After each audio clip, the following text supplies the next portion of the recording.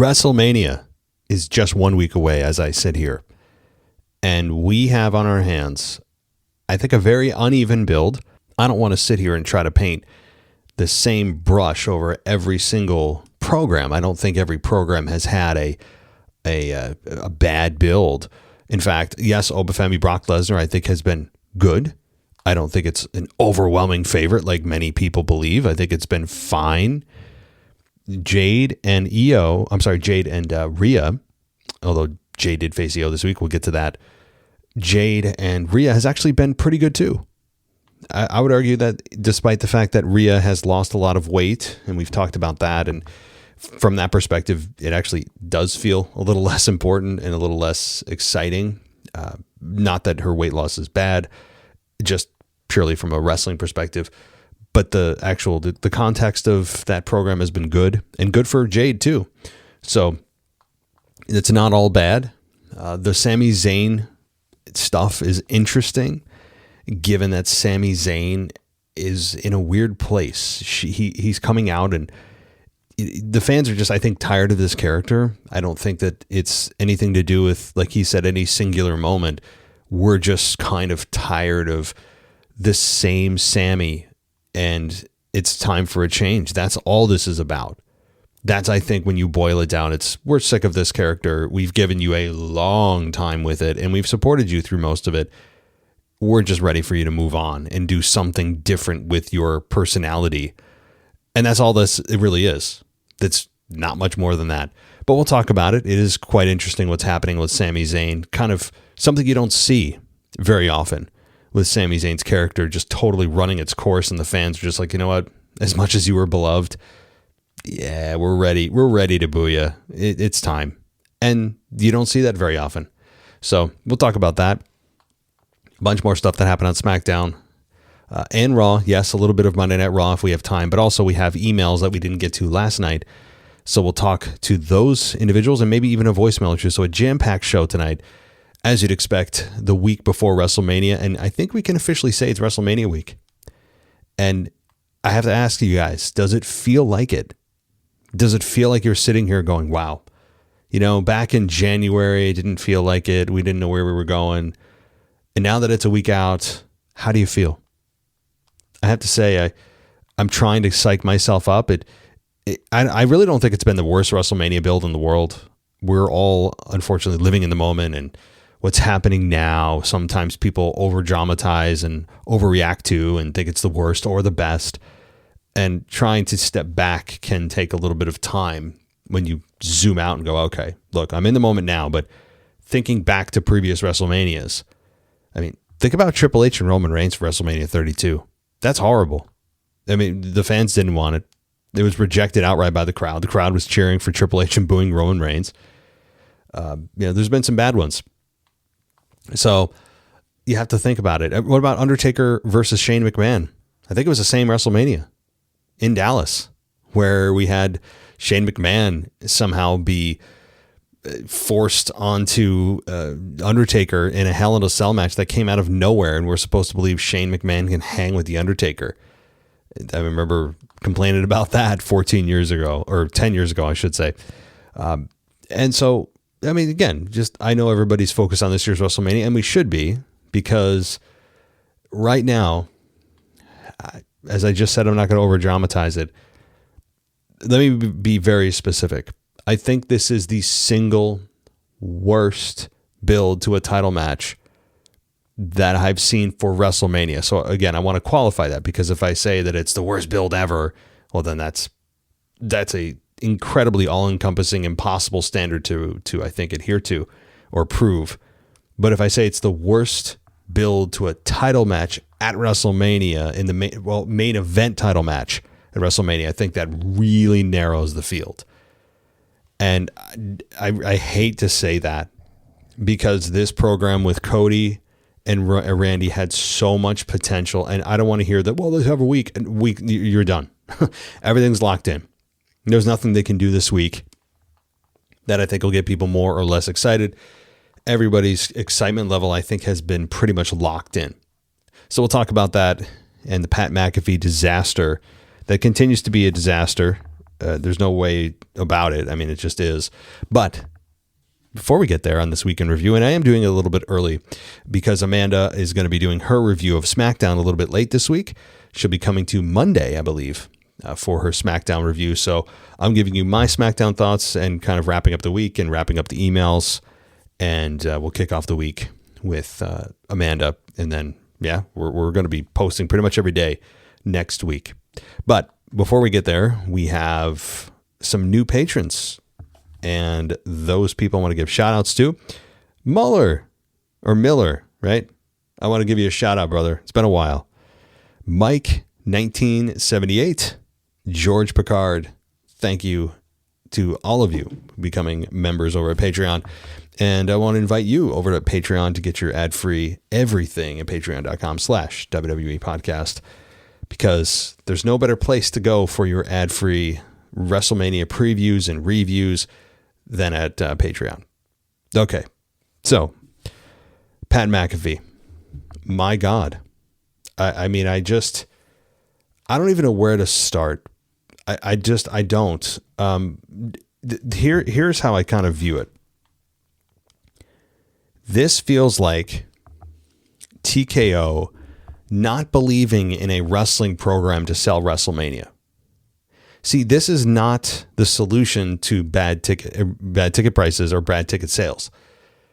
Is to bring in Jelly Roll and to bring in Pat McAfee to a match that out of all the matches on the card did not need extracurricular activities for.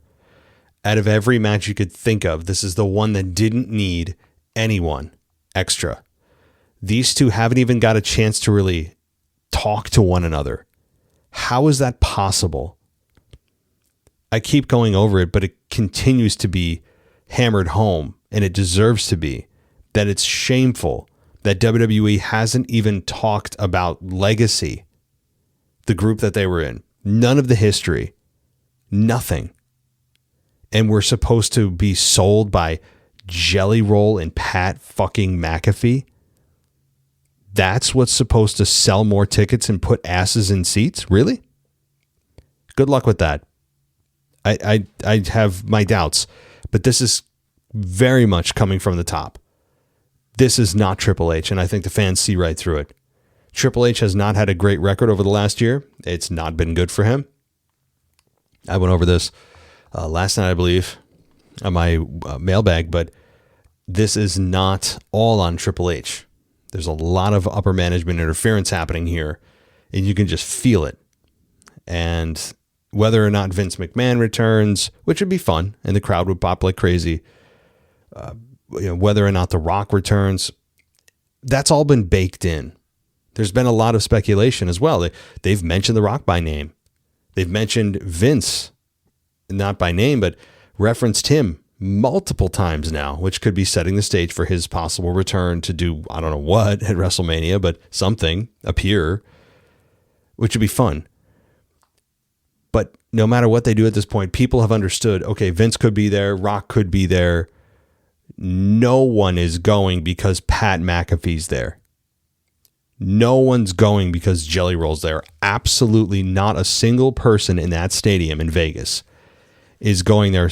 If you surveyed all of them, would say that Jelly Roll and or Pat McAfee being involved had anything to do with them being there.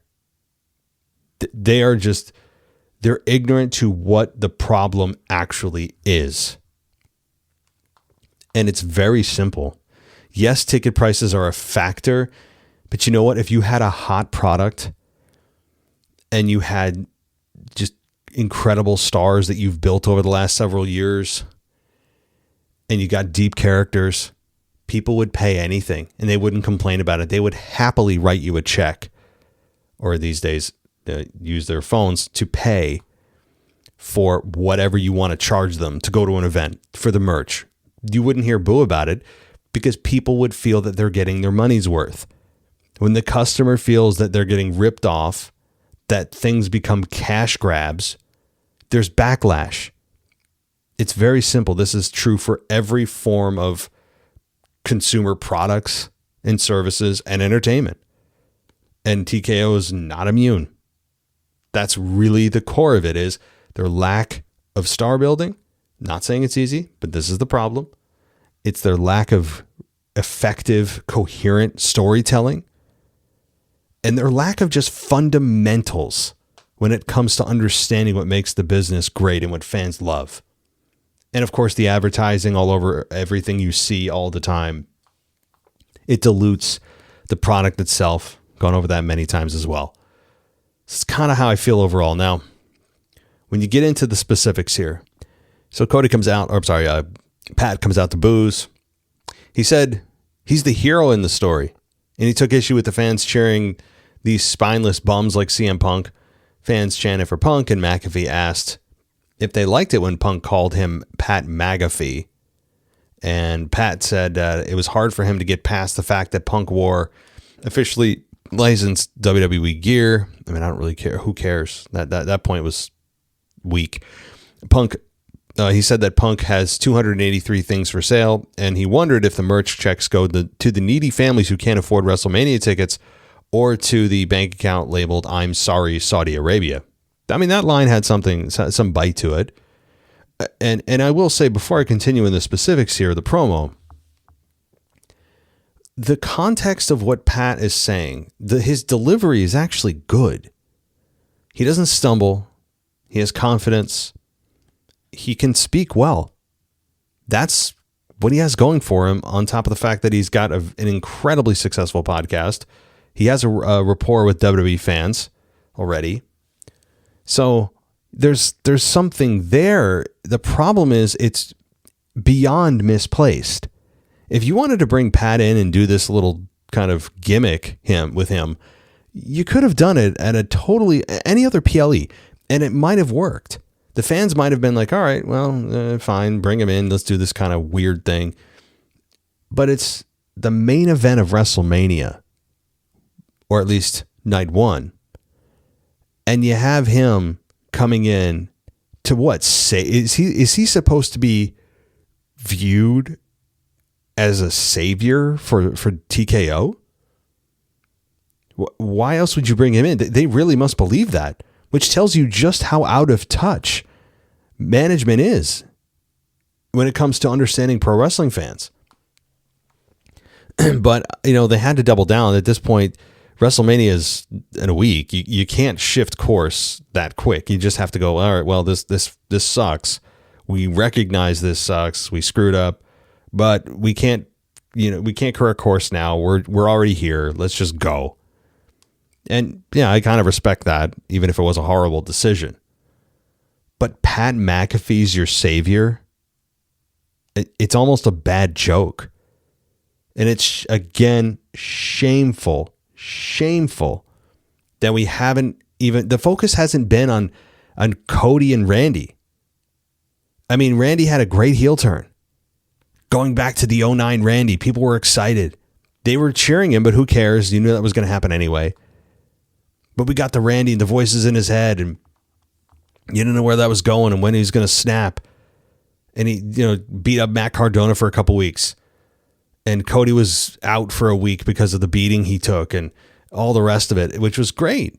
And you're like, okay, I can accept this. We just need some good promos, some video packages to remind us about their history, and maybe a sit-down interview, and we're good to go. And all of a sudden, it's like, oh, hey, forget all that. Pat McAfee's here. And by the way, we're going to have somebody beat up Jelly Roll, as if we should fucking care about that. So let me continue. McAfee said Punk is a fraud and Punk is all talk and no action. He said Punk has the opportunity to change the game, but he gets in a room, sits down, and rolls on his stomach like the little bitch that he is. And McAfee flipped off the crowd and claimed to be everything that Punk says he is.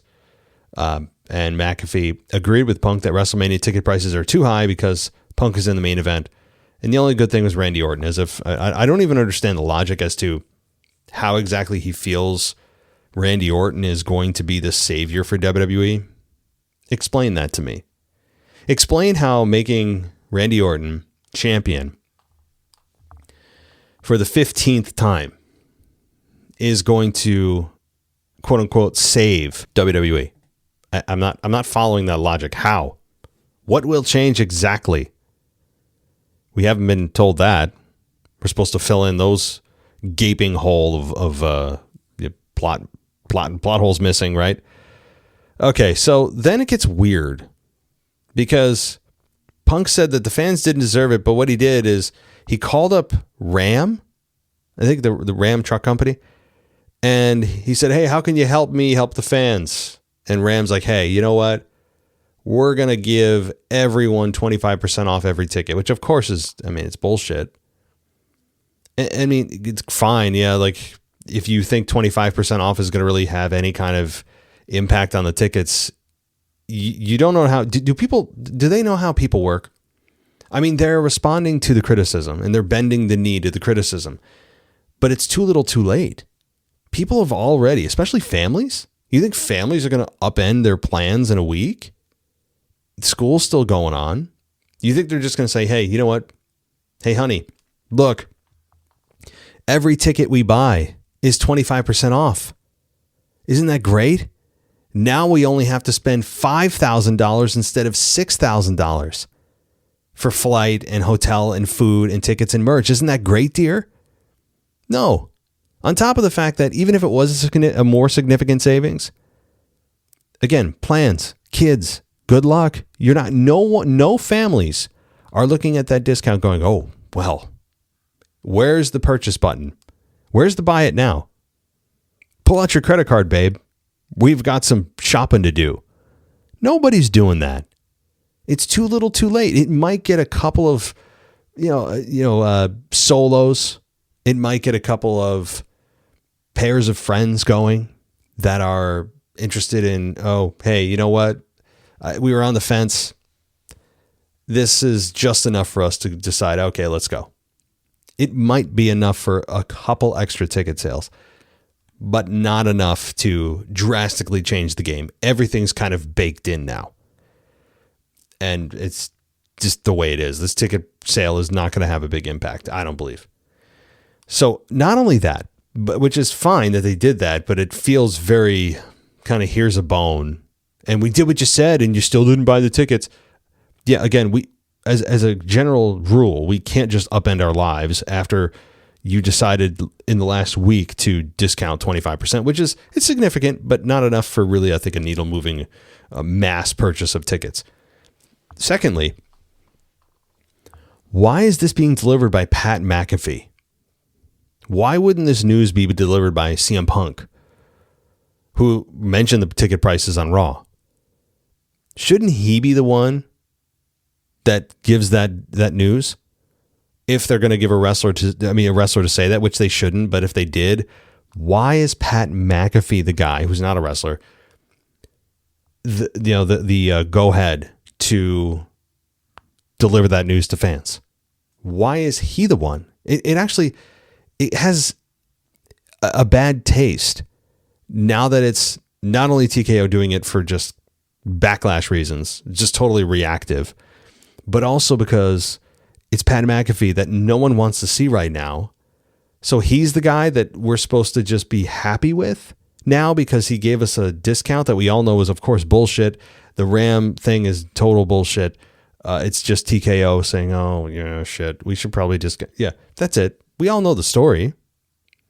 It's just multi-level bad, despite the fact that you're saving, a quarter off of your tickets. So there's also that. So McAfee said he wouldn't recommend anyone spend, and this gets worse too. He said he wouldn't recommend that anyone spend money on WrestleMania Sunday. He said that Orton would save the business by winning his 15th World Championship. Again, no, it hasn't exactly been explained. How would Randy save the WWE? Again, does it need saving? What's this? How is Randy winning a championship saving WWE? That apparently, I mean, in his mind, he thinks it needs saving. Whatever. So McAfee then asked the fans if they've ever won a Stanley Cup, and of course, cheap heat there. And McAfee started to talk about how Orton would pummel the current champion, and that's when Cody Rhodes comes out, and he said that he knew he couldn't touch McAfee. Why? Exactly. What do you mean you can't touch McAfee? Why? How does... So wait a minute. Let me get this straight. He can come out like he did last week, kick you in the balls, stomp on you, threaten you, publicly humiliate you, but then you come out and you're like, oh, shucks.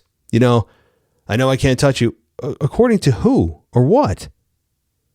And then, of course, you see what happened later in the segment. Look, what the fuck are you talking about, Cody?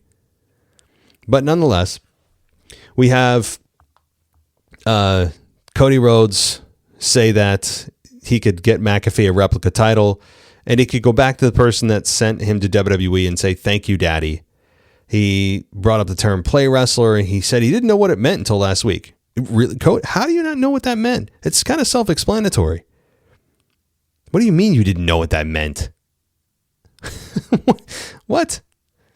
Cody recalled McAfee talking about the Attitude Era, and he said that was 30 years ago. That's a fair point. And Orton didn't debut until 2002. And he mentioned McAfee labeling the fans as marks and using all the buzzwords. And he said the word is customers. And he got fired up and said fans aren't customers, they're family, of course. Trying to placate the fans. Whatever. That's just kind of what he does.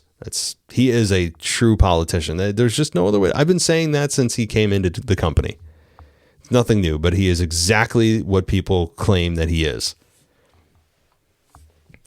But he tells McAfee to go home. That's a good line. Go home, Pat.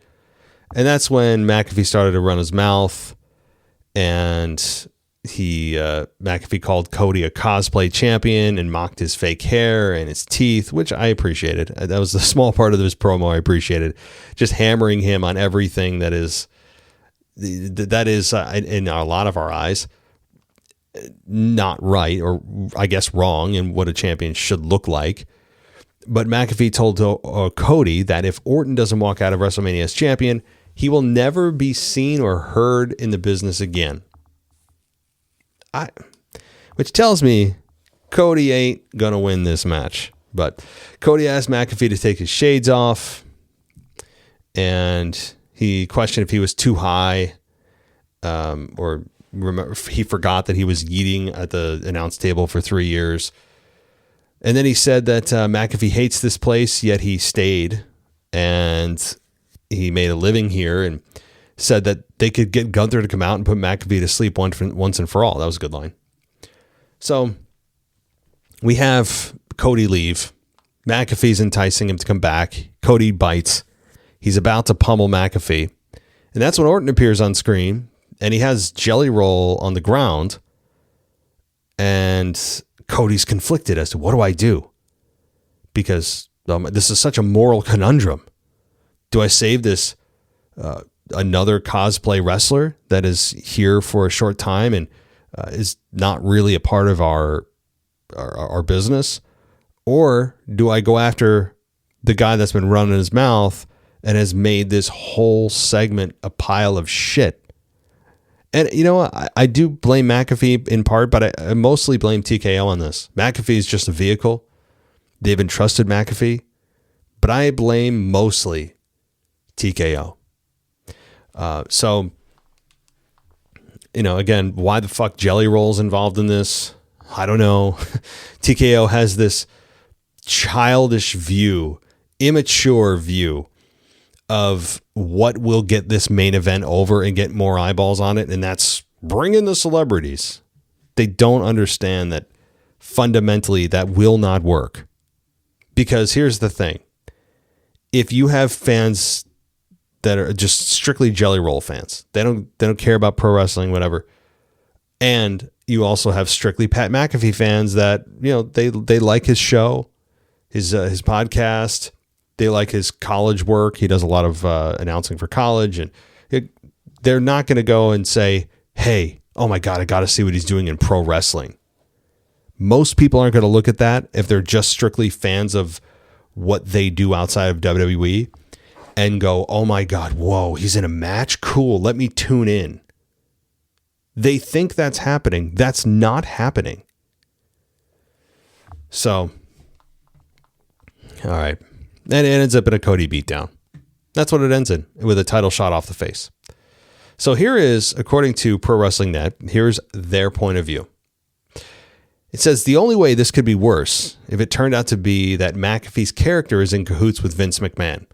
I wouldn't be surprised if he's aligned with The Rock, and even that's not worth it. The company had a good thing going with Cody and Randy. This is all so unnecessary. Punk cut a great anti-establishment promo on Monday, so here comes McAfee on Friday to frame Punk's character as a corporate sellout. How did that help anything? This is the shits. The WrestleMania Saturday main event has turned into fantasy camp for McAfee and Jelly Roll. Pathetic. Backstage, McAfee sang Orton's praise. Well, okay, I have to agree with every word there. That's exactly what this is. This has turned into a joke. I don't want to hear, well, it's got people talking. Yeah, for the wrong reasons, and that's not sustainable. So you can take your controversy creates cash theory and shove it up your ass, because that is not applicable in all situations. And if it is controversy, the wrong kind, it may give you a very, very short-term burst in viewership, but it will eventually tank you. That's not a sustainable strategy. So that said, I mean, I can't disagree with this analysis. Again, that's a good point too. If The Rock is the payoff, that's not enough. Who cares? It's just not. If The Rock is the big payoff to all of this, if he's the man that McAfee that calls daddy, who gives a shit? Don't care. Because totally agree, none of this was needed. It's all side project bullshit and side quests for no reason. Does TKO even understand the history of Cody Randy? Do they even know that they go back 20 years? Did it even cross their mind, or did they just say, that's all wrestling. We don't want to get into the wrestling. We're entertainment, goddammit. Yeah, well, okay, well, you entertain through telling stories in wrestling, no? All right. So I spent a good, 27 minutes here talking about this, but it is the talk of the fans, and it should be. Not to say there's not some other good stuff going on, but I'll rocket through some other things here because I do want to get to the emails and a voicemail or two, if I can. So we then had, let's see, Jacob Fatu versus Tama Tonga. Jacob Fatu destroyed Tama Tonga in 8 minutes, as he should. And we had McIntyre run out while Fatu was on the mic after the match. He kicked Fatu, who fought back until McIntyre put him down with a claymore. And then McIntyre took the fight to the floor and ran him into the ring steps. He handcuffed Fatu, who bled from the forehead, and then threw the chain over the ring post. And McIntyre kicked Fatu, who fell from the apron, only to have his hands come up free for the handcuffs. And McIntyre got it back on, but put the chain over the ring again, and McIntyre told Fatu that he's an animal, and Fatu headbutted him, and McIntyre threw another kick at Fatu, and his hand came out of the handcuffs again. McIntyre cuffed him again and rolled him back in the ring and hit him with another claymore, and he used his belt to whip him, blah, blah, blah. Okay, so here's the analysis before I give mine. McIntyre won the battle over Fatu, but the handcuffs won the war. Fatu has been handcuffed so many times that he knows how to escape them. I'm sure the handcuffs gave both wrestlers fits, but they really didn't ruin the angle. By the way, a Hall of Fame graphic was shown during the match, and it included ESPN and YouTube logos, so we finally have the confirmation that it will be streamed. I don't know. This, to me, I didn't hate this segment. It was a little kind of hokey, but it got across the message that this is going to be a violent match. That's the takeaway here. And it will be.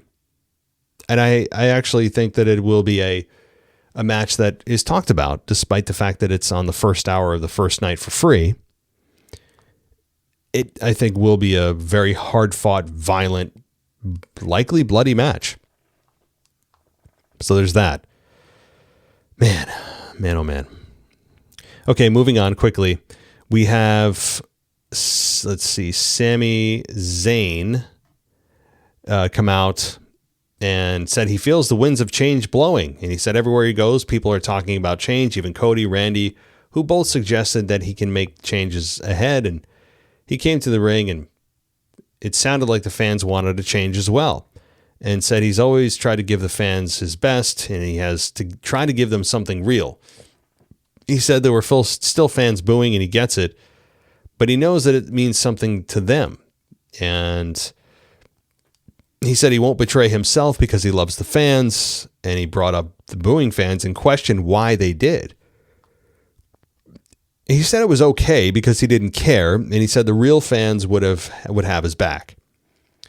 Trick Williams comes out with Little Yachty, and Trick told Yachty that he thought the fans were tired of hearing Zayn talk, and he said Zayn was always crying and having to wrestle him in his first WrestleMania and made him want to wash his hands from beating the hell out of him. Trick said Zayn hates him, and he said Zayn couldn't stand him from the moment he met him, and he doesn't think that Sami deserves his chances he's had because he didn't spend 20 years trying to get to this spot, and he's the anointed one, and he would beat Zayn's ass at WrestleMania. Okay. This is good. I mean, I have to say, Trick Williams, I enjoyed this segment more than I thought I would, because Trick Williams is a guy that, for me, has been very much heel.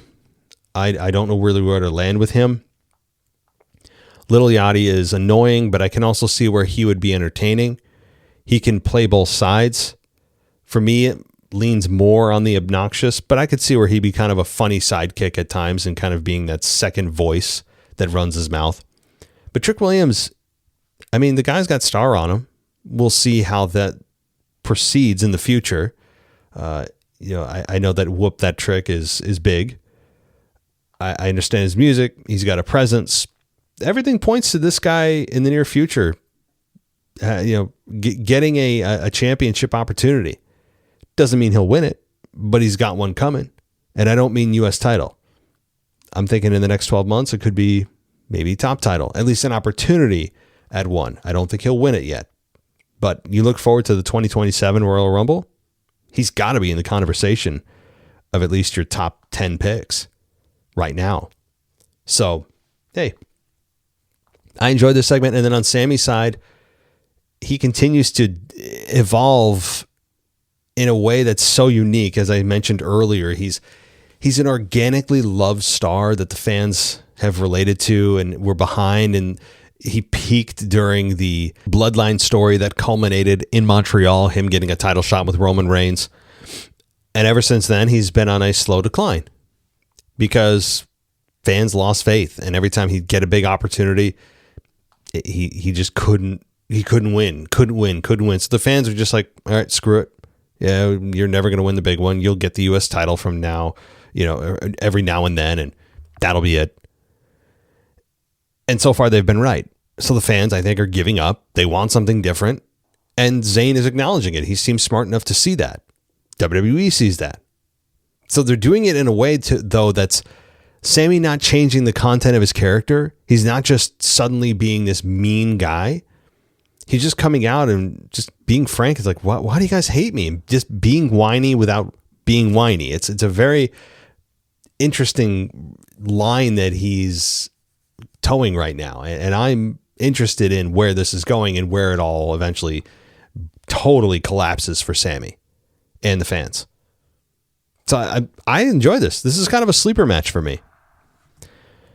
So Trick Williams takes on Matt Cardona, with Trick Williams beating Matt Cardona, of course, because Matt Cardona is there to simply just do jobs for people, like his first run in WWE. Danhausen versus Kit Wilson. Danhausen wins in 3 minutes after hitting him with the boot. He poked Miz in the eyes. That was kind of funny. And Danhausen wins. Afterward, Miz entered the ring and stood behind Danhausen while the ref was raising his hand and the lights went out. And when they turned back on, Danhausen was in the entrance aisle. And that was it. Fine. We needed a little bit of fun after all of the just down emotions from the Pat McAfee garbage. So this was fine. Then we had, let's see, moving on. Yeah, I don't want to get into too much here. The main event, Jade Cargill taking on Iyo Sky, non-title. The match went 9 minutes with Jade beating Iyo.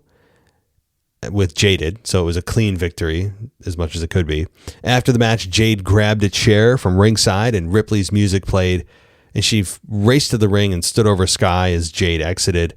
And she sat down on the chair for a moment and then backed up the entrance aisle, and that was it. Jade and Rhea did say earlier in the night too, I think I missed it, that, you found my weakness, my love for Iyo, which is, great. And I think that common love for Iyo that the fans also share is something that is nice that she grabs onto. See, Iyo is a wrestler, even though she's not directly involved in this title match. See how she can be used appropriately? Because she's an actual wrestler with a relationship and a story with Rhea. Versus Pat McAfee that has nothing to do with Randy, nothing to do with Cody, and is actually not a wrestler. See the difference, WWE? Hope so. So, I think that while all the bullshit with Cody Rhodes and Cody Rhodes and Pat McAfee is going on, you do have some solid sleepers that are going unnoticed because of all the discussion and distraction from said BS. And that's Jade and Rhea and Sami Zayn and Trick Williams. Two programs that I was pleasantly surprised with on SmackDown, where I'm like, okay, there's some programs that I can get behind and look forward to at WrestleMania. And also with Liv and Stephanie Vaquer over on Raw. And the Punk promo that he cut on Raw was really good. It's going to be so interesting to see what the go-home show is this week. With everybody under one building, it's all hands on deck tomorrow night. I'm sorry. Well, by the time you listen to it, it's tomorrow night. But for me, it's 2 nights from now. So everybody under one roof. Lots of brawls, pull-aparts, security, final words, final confrontations, a couple maybe sit-down interviews here and there. It's going to be a fun Raw. Hopefully Pat McAfee stays the fuck off of Monday Night Raw. I don't need him on commentary ever again either. For me, this might have ruined even his commentary career in WWE. I don't know if the fans are going to look at this and ever remember him the same way. I don't know. He was really fun on commentary for a while. I didn't love everything about his style, but he brought an energy that was needed, and we didn't even know we needed it. So, yeah. Well, let's get to your emails, the remainder emails that I promised. And we're going to go to Curtis. Curtis says, "Hey, Matt, before I get to the email, I wanted to write you. I just want to let you know that I agree with a few listeners I heard write in the last few weeks. Your humor and take on wrestling is honestly great. I'll get through it, I promise. And it's truly a breath of fresh air, and it's honestly my go-to podcast. I'm not just saying that. Well, Curtis, I appreciate that. I mean, I didn't just say that to blow smoke up my own ass. I just never know who I'm reaching. I'm sitting in my office, in my little studio, and I'm doing my thing, and you just never know who in the hell is listening, which is also kind of scary because you do wonder if it's people that have stumbled on it. Honestly, I try to actually not tell people I know about it because for me, it's like two separate worlds. I don't go around and promote this to anyone that I know, and if they happen to see it somehow, it didn't come from my mouth. So it's kind of weird. I mean, I'm sure there are people that I know in real life that listen to this. I mean, so be it. But I just never know beyond that who I'm reaching, and it's cool to hear. Now, time for the email. I'm playing 2K26 a lot on the PS5. I'm mostly an offline gamer, especially for wrestling games. I play Universe Mode 95% of the time. But the odd time I go on for some online matches to change things up, I realized how fucking mad online people get in online wrestling games. It's gamers in general too. Here's an example. A day or two ago, I went to play an online match just for fun, and I got into a fatal four-way. One guy got extremely mad and pissed off that someone literally just got him from behind with a German suplex. My mic is covered in dust. I barely go on voice chat, but I said, "Bro, it's a fucking fatal four-way." I'm not kidding. Every time this guy got attacked, he was legit spazzing out like a 5-year-old, and he was clearly a full-grown man. I literally turned my mic on again to say, "Relax, dude, it's just a game." and he left the match and quit without saying anything. This wasn't the first time. I've heard this before. It's more than half the time I play online matches. There's grown men whining and complaining like they are toddlers. This is just my rant on why I barely play wrestling games anymore, because 80% of the people take it so serious and get so mad at these games. I understand that getting your ass kicked on these games is frustrating, but if it's going to make someone spaz out like a baby, why even turn your headset on? There are times I play and people are having a chill, great time, but that's hard to find nowadays, so that's why I barely play 2K online. Thanks, Matt. I just want to get your take. Oh, and I completely agree with you on Batista joining the women's division 110%. People need to calm down. Yeah, thank you. He's referring to, Curtis is referring to a tweet, or a post now as we refer to it, on X, formerly a tweet on Twitter. And I had just said that, if Batista's looking to ever return, there's a spot probably open in the women's division. And I posted a picture of him wearing his pearl necklace on like a Hollywood red carpet. I mean, Batista has been totally like feminized. It just totally bought into the Hollywood bullshit. And he is just as effeminate as it gets with his attire. And I mean, he's far from the animal that we knew in WWE. And people that are saying, "Oh, you kick your ass." Okay, well, yeah, probably. So I'm not supposed to have an opinion about anybody that could kick my ass. I guess that goes for any sports star, any NFL guy. I'm supposed to just keep quiet. I mean, people are fucking stupid. All right, so I can totally relate to being angry in a wrestling match, especially when you're getting your ass kicked online. I think with these grown men, and I'm a grown man, I'd like to think I am, I would never go on there. And I mean, I may feel very frustrated, but I wouldn't vocalize it. I wouldn't do, I mean, that's the part that I would not cross as a person, as you grow up.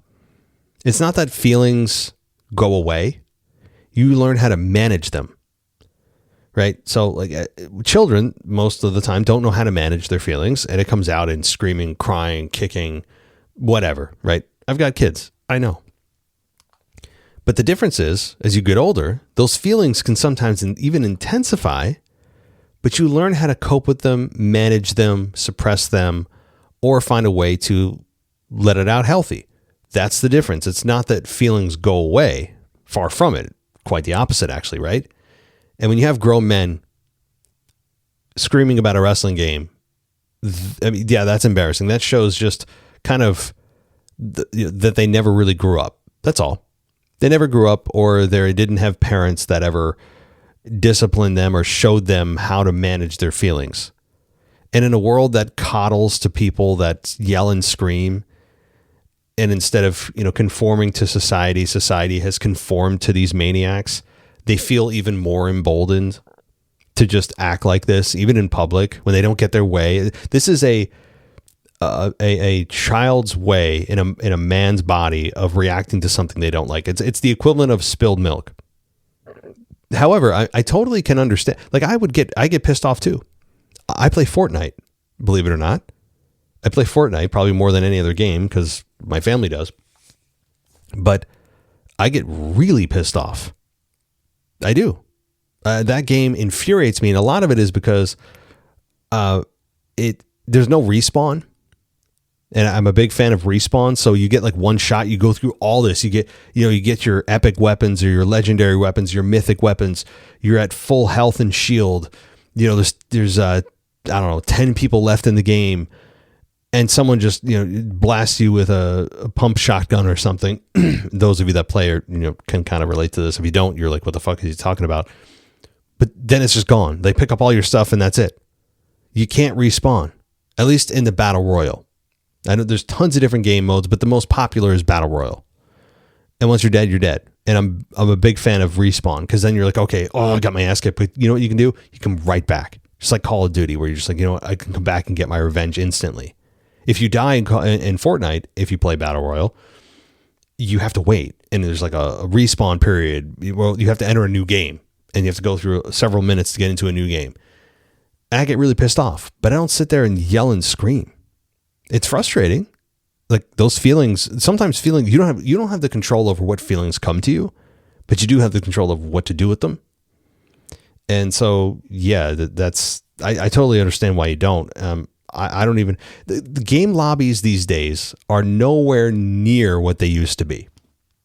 Now, Curtis, I'm not sure how old you are, but if you're anywhere near me in the 40 range, even if you're in your 30s, you likely remember in my mind, the golden years of gaming, the Xbox 360s, even the original Xbox. When Halo came out, Halo 1, Halo 2, Halo 3, even Halo 4, you had your original Call of Duties, Black Ops came out, SOCOM. My God, one of my favorites of all time is SOCOM 2. I still can. By the way, side note, I know I'm getting way off topic here, but I think gaming is perhaps in the demographic that listens to me, so maybe I'm not totally off base. But there is a way to still connect SOCOM 2 if you have a PlayStation 2 to like a LAN that somebody set up on a server that you can still go through. It's a little bit of a process, but I've actually played it. And there is a way to still play SOCOM 2 online. It's just not with your official servers, of course. They shut down many, many years ago. So that is still a thing. The other part of that is you can't use a HD TV to play these games unless you just want kind of crappy graphics. And what I mean by that is the TVs that we used back in the day, remember the big curved heavy ass TVs? Those TVs were actually built. Well, the graphics and the audio video inputs from the consoles were built to use those televisions. And there was no HD. So when you try to stretch it into HD TV, it looks like shit. So you got to find these expensive converters. You can anyway. Or you just buy an old TV, believe it or not. And it works perfectly. So there is that. There are some hurdles. But if you want to go retro gaming in the true sense, there's ways to do it if you're motivated enough. So anyway, my point about the game lobbies back then, they were brutal. Those game lobbies, if you remember, I mean, people would be calling each other everything under the sun. There was not a lot of oversight like there is today, where you can see all the like recordings that are done, and it tells you essentially that all correspondence and interaction between players will be recorded. So people are very hesitant to say anything anymore. You'll hear occasionally people say stuff, or you hear somebody's music on in the background, which I've heard many, many times. But there's not a lot of conversation between gamers in the lobby anymore. Where before, I mean, it was just the wild, wild west. I mean, if you know, you know. And you can even go back and listen to some of it. It's just insane. Some of the things that were said were just, I mean, horrible. Think of the words that you would never say to someone in public, and those are all the words that were said. I mean, I even remember, I think it was on SOCOM, there were two people that were so angry at each other, they were giving each other their home addresses to come and, like, I don't know, fight or whatever. And it was wild. So, I mean, it was crazy, but that's long since gone. And now, we have this more sanitized version of gaming. But all right. Well, I don't know how the hell I got on that, but cool. All right. Let's see. We're wrapping things up. We have Chris, and he says, I know you're way busy mentally and physically with WrestleMania and your life in general. So whenever you have time to give these a listen and think on critiques and advice, then we can either move forward with regular reviews. Oh, okay. So Chris, this wasn't meant for the mailbag, but I will give it to you anyway, because I can respond quicker here. I will listen, and we will take it from there. And by the way, that reminds me, if you guys, anybody out there is interested in covering things that we don't cover on this show, which is a lot. I mean, we don't cover NXT, we don't cover AEW. If you want to do those things, send me a message on Patreon if you're on there, or email me, mailbag@wwepodcast.com. So, Chris, thank you for your sample, and we'll be in touch. Okay, I think I have one voicemail, that is, and it is Kyle. So let's see what he has to say as we wrap up the show. Hey, it's Kyle. So I wanted to talk about the segment last night between Liv and Stephanie, and Liv colliding face first straight onto Roxanne's face, and then she has this huge lump on her forehead. I feel bad for Liv in that moment. Hopefully she'll be fine to compete. I don't know how long he can get cleared. I want more Raw to potentially get cleared on that for WrestleMania. And if they end up getting canceled, then Stephanie is being cursed of not having big time championship matches on these pay-per-views because something happens that was Naomi, that was out of her control because she was pregnant, but with unfortunately Stephanie causing Liv to get cuts possibly and forced to have a match get canceled, then what? I mean, what are you going to replace it with Raquel, which will be a big letdown because, like I said, that's the match for me I'm looking forward to the most on Saturday. So it's just a unfortunate situation, and I feel like Stephanie, in my opinion, is going to be cursed of not having these big time matches happening in our favor because something goes wrong with whatever she's involved into something, whether it was out of her control or in this case it was her control, and she probably would have caused her match getting canceled because she couldn't handle the beatdown on Liv in a different way last night. But I don't know. Hopefully Liv is alright, but that's just my fear because that's one of the matches I'm looking forward to the most at WrestleMania weekend as a whole. So that's it. This short call. Bye. Yeah, Kyle, that's certainly an unfortunate situation. I don't know if they will be cleared. I would hope so. And that this week they're not going to, even if they are cleared like this moment, I would think that there's going to be zero physicality on the part of Liv or Stephanie. There just shouldn't be because of obvious reasons. I mean, they're already banged up. You don't want to go into WrestleMania and risk anything else. And it is kind of on Stephanie Vicaire here. And it is kind of on her because of the way that she attacked Liv from behind. Didn't do it safely. That's all. It happens. She's still a little green. I don't blame Liv. She's had her back turned. How could she possibly control anything? So I feel bad for her. Now the match is still on, from what I understand. If they were concerned about it, I think that there would be more news about it. If there was any potential that this match is off, I don't think. But yeah, that was a crazy. I mean, I can't imagine the feeling of that. I mean, like hitting heads that hard. It's easy to sit here and talk about it, but if you've ever even bumped heads mildly with somebody, it's like, ooh, man, that freaking hurts. Imagine doing that essentially at full speed. Wow. I'm just glad both of them are okay because that's your head. I mean, it doesn't get any more serious than, your spine could be, but it's one of the more serious places you can get hit. And yeah, I'm looking forward to that match too, though. Assuming all is good and they get cleared, I think this match is it going to be a match of the night? Probably not. I know that you're a big fan of the women's division, Kyle, and it's great that you are. We don't have a whole lot of that on here.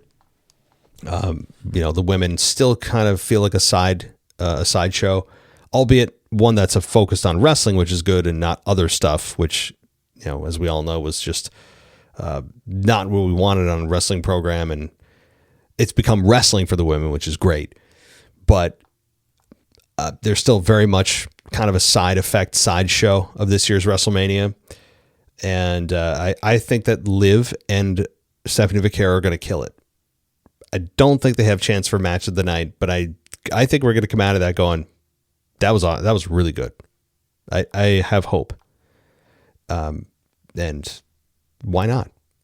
One thing about Jade, you didn't ask about it, but it's making me think of it.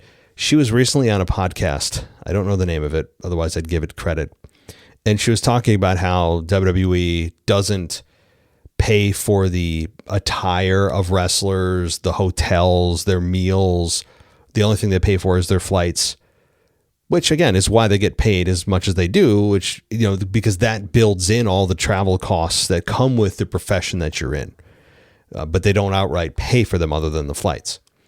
But Jade was talking about her attire and how, that everything she wears, she has to buy, and it's no less than $5,000. I'm thinking to myself, okay, you don't have an outfit that you've worn out there that is less than $5,000. That is a massive waste of money. Massive. And it tells you where her priorities lie. You're telling me that you need to spend $5,000 on an outfit for the when you come to the ring, when the only person that really gives a shit about that is you. The fans care how you look, but once they get a look at you, they care more about your in-ring, your personality, your promo ability, your storytelling ability. That's what they give a shit about. You're not here to be an Instagram model, to be an influencer, although a lot of people, I think, that's their ultimate goal. And maybe that's what Jade's after, truly. But that's what the wrestling fans care about. So you talk about taking money and fucking torching it. That is just absurd. Yeah, but that's my take. I mean, she can do what she wants with her. It's her money. But it is a little absurd. One side note, The Miz went to the Masters. Yeah, The Miz went to the Masters. I saw a video he put out. It might have been on TikTok or something. He put a video out about the outfit he was wearing, everything from the socks to his shoes to his jacket to his tie, and the merch he bought at the Masters for his wife and his daughters, which is cool. And The Miz is, he seems like a genuinely good guy. For all the shit I give him on this show about, he seems like the same, he doesn't evolve, blah, blah, blah. But hey, yeah, that's all true, but he seems like a genuinely good guy. And so it's cool to see. I recently have gotten into golf myself, so trying to stay up and see what's going on. And I'll tell you, I always used to be the critic of people who liked golf, especially in my early years. I was in my 20s, even into my 30s. I was like, fuck that. Like, it's so boring. Why would you want to watch that? Or even participate? Yeah, it just seems so just lame. And then you get on the golf course, and you're like, oh, well, there's something here. It's relaxing. It's fun. You never have the same game twice. But when you get that one good hit off your driver and iron, whatever, it makes your day. You're like, okay, like I now know why I'm here. And it's just the atmosphere, or if you bring, you can bring beers and get a good buzz on. It's spend time with friends. It's great. It's just and maybe it's because of my age that it's much more appealing to me now. I never thought I'd be into it. And here I am. I bought like brand new golf shoes this year, a new shorts, shirts, a hat, everything except like a whole new set of golf clubs, which is probably coming next year. Got special glasses, like sunglasses that illuminate white balls, so you don't lose your ball on the fairway or in the rough or wherever. So anyway, things you didn't think you'd knew or need to know. I'll end it there because this is about WrestleMania. It's not about golf. Maybe the only time I've ever mentioned golf on this show is right now. But I'll end it. Thank you, everybody. If you want to go ad-free, patreon.com/WWE podcast. And I probably should have mentioned this at the top of the show. If you are currently in the NXT tier of Patreon, that tier has gone away. Although you won't be able to hear this because, that's a silly thing for me to say, because you won't be able to hear it if you're on Patreon and in the NXT tier. But if somehow you hear this, the NXT tier is gone. The jobber level is now the base level of Patreon, and it affords you everything ad-free as well as video that I'll be posting tomorrow. So a new video is coming out tomorrow. No shortage of things to talk about. That's for damn sure. Maybe I'll be previewing Raw or talking more about Pat McAfee or something. So check us out. Patreon.com/WWE podcast. If not, give us a 5-star rating anywhere that you can. That'll do it for me, everybody. I'll be back shortly because it's WrestleMania week. It's going to be just wall-to-wall wrestling. So we'll be talking soon. Thanks for listening to the WWE podcast. Don't forget to subscribe on your favorite podcast app. so you don't miss a show. Or head to WWEpodcast.com. And for all of these shows ad-free, head over to patreon.com/WWE Podcast. Until then, we'll see you next time.